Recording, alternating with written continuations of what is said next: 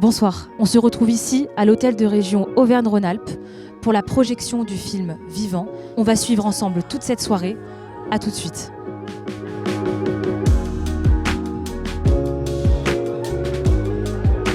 Bonsoir Victor, d'où vient l'envie d'écrire à ce sujet et d'en faire un documentaire? J'ai toujours su que j'avais cette histoire à raconter, vouloir transmettre, de vouloir raconter une histoire, à la fois une histoire intime qui est liée à notre histoire personnelle, mais aussi montrer ce qui se passe dans ces unités de soins palliatifs où il se passe des très belles choses et où la vie est très présente.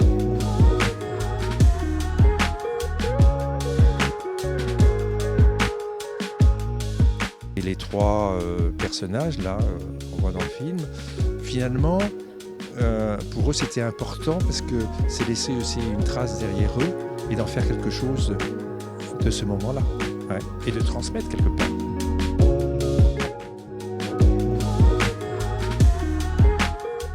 Alors chez Memory, on a choisi d'être une société à mission et la mission de société qu'on s'est fixée dans notre statut, c'est de libérer la parole autour du deuil et autour de la mort. Pourquoi ? Parce que quand on parle de la mort, ça permet de mieux s'y préparer, ça permet aussi de mieux se soutenir ensemble sur le chemin du deuil et finalement de mieux faire société.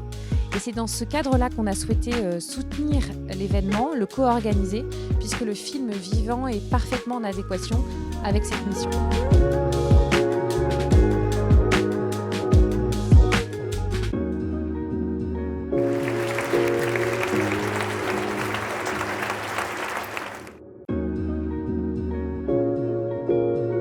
J'ai été vraiment emballée par le film parce que j'avais été auparavant bénévole à Jeanne Garnier, qui est un qui est un centre de soins palliatifs de 80 lits, où vraiment j'ai retrouvé exactement tout ce que le docteur Grange demande à ses équipes à Houdan.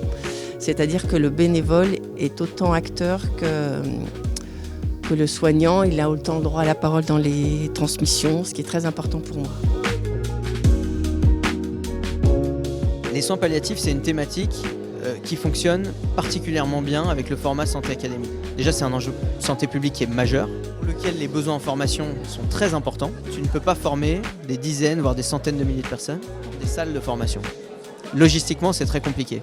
Donc en fait, si tu veux acculturer les soignants aux soins palliatifs, si tu veux leur offrir un premier vernis technique, le format Santé Académie, c'est le plus adapté. Et donc c'est pour ça que nous, on développe des thématiques comme celle-là, parce que les besoins en formation en France sont très forts.